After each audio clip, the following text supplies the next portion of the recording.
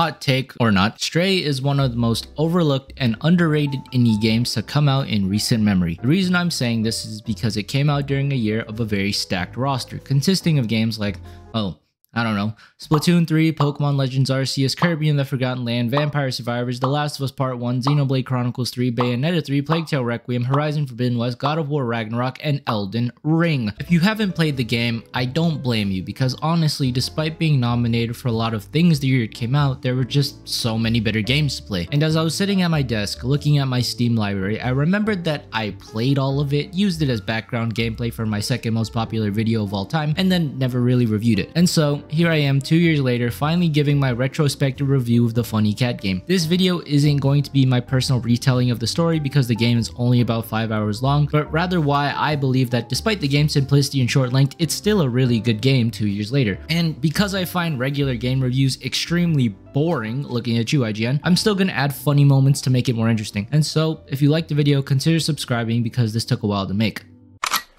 What the hell was that? Say it. Say what? No. No, you can't make me. No, no, no!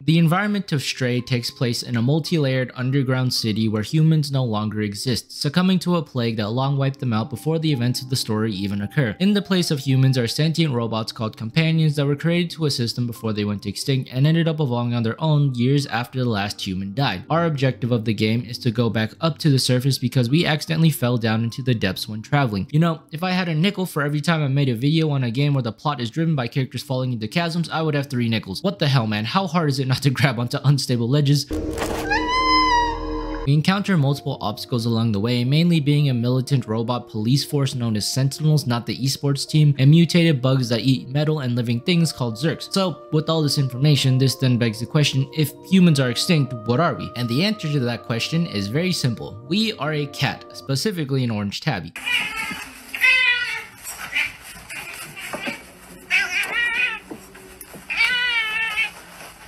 What? Is your food bowl empty?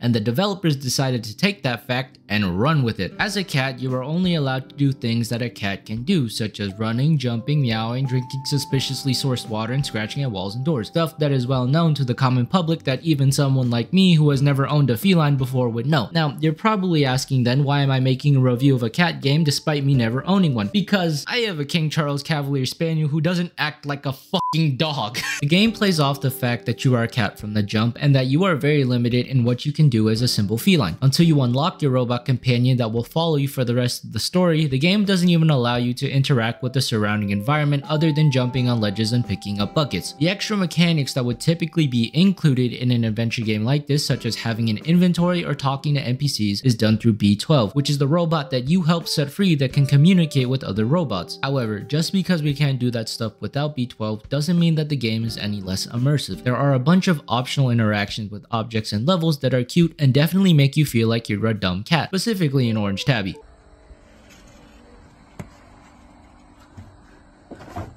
Oh!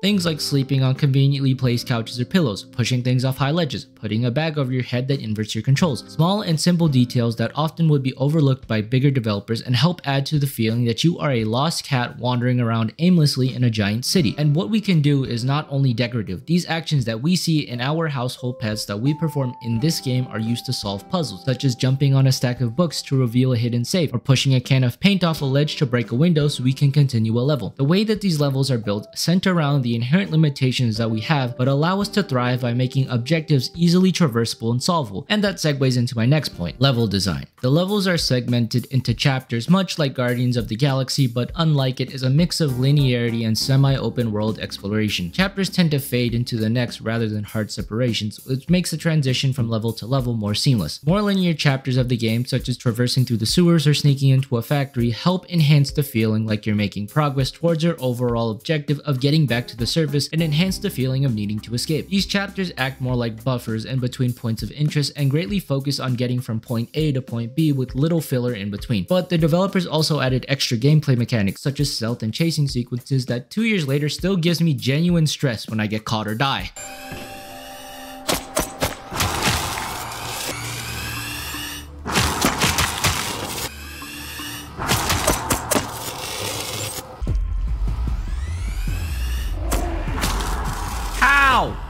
Oddly enough, these extra styles of linear gameplay doesn't feel like it was forced into the game to add variety, but feels like necessary parts in order to add to the overarching plot. Minus arresting a cat, because why would you arrest a semi-sentient, carbon-based life form in a society of robots that hasn't seen an animal in hundreds of years? Like, come on, Blue 12, really? But where the game really thrives are the exploration levels. The best I can describe these chapters are faux open world, where you still need to complete an objective to advance, but you can also do mini side quests or optional item collection that are more geared towards 100%ing the game than actually helping later on in the story. While the design of each level is highly detailed and interactable, there is a simplicity with how little you actually have to work for these goals. In essence, you really only have 3 buttons that come into play, 2 so you can move around and jump onto platforms, and another so you can interact with the environment. Just being able to jump through windows or traverse rooftops make the cities feel like a cat's playground, and you're often rewarded for just being a cat, especially since half the game calls for squeezing into small places that you technically aren't supposed to go through if you were human-sized. By focusing more on discovery rather than filler and forced mechanics, it rewards the player's curiosity and allows you to enjoy the ambience while telling a cohesive story full of emotion without needing the lore shoved into your face. Take a game like Persona, where gameplay follows the story, and contrast it with Stray, where it's built around the overall objective with lore enhancing the fictional world we are currently in. I think that what the developers were going for was a feeling of hope in a dystopian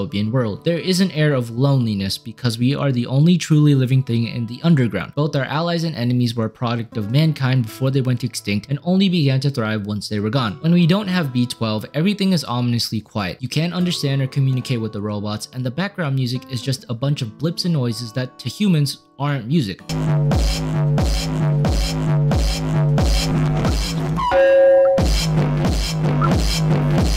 And yet, when we can talk to them, they have their own universal language, participate in the arts, and are willing to help us, a creature they've never seen before, with going to the surface. All these small, simple things culminate into a unique experience that's not often seen in games today. I want to harp on this main point that I've kind of been hinting at that not a lot of modern games follow, that being, sometimes less is more. While yes, this game is short, and you could honestly finish this game in 4 hours, and $7.50 an hour isn't worth it to some people for a debatably replayable game, but that's not what I'm talking about. Many modern games these days are trying to take your attention away and force you to play their games for as long as possible. Long playtimes and, by extension, arbitrary grinding reign supreme in today's industries. Circle Tunes puts it best: there's been a shift in AAA companies to create a forever game with infinitely rolled out content updates and constant grinding. Coincidentally, he also puts Stray in his variable list of games that he considers worth your time to take a break from the modern gaming scene that I genuinely did not notice while finishing up the script, but let's ignore that, shall we? The point I'm trying to make is that this game is a great step back from what we've seen in the industry in the past 5 to 10 years. In its own way, it's kind of a detox from AAA games shoving cosmetics, new weapons, battle passes, all for the sake of trying to keep you playing their games for thousands of hours on end until you're inevitably burnt out. Now, this game isn't without its issues, of course. It's not always explicit on where you need to go, and if you need to travel to a point of interest, you have to learn how to navigate the hard way because there's no maps and signs around cities are a bunch of gibberish. For some people, having to do traditional exploring is a turnoff for them, and you can get stuck if you don't talk to the right robot. Even now, replaying this game 2 years later, I had to re-Google stuff so that I wouldn't be stuck in a room for half an hour. Play devil's advocate, the oversimplicity that I've been talking about could lead people to be disappointed expecting a complex puzzle game that makes you think. But I feel like all these points are small critiques when you look at how well crafted everything else is. It's straightforward with no filler, crafting environments flow into each other naturally, and it never really feels stale because it always feels like you're making progress. Stray is a game that I think you would boot up at the end of a long day when you just need something to unwind and appreciate video games as an art instead of a chore on a checklist. You get to appreciate the aesthetic and environment and be rewarded for discovering every nook and cranny. Stray takes the saying, curiosity killed the cat, but satisfaction brought it back, and goes all in. Because sometimes all we need to do is sit back, relax, and be a cat. That is all. Subscribe, have a good day, and thanks for watching.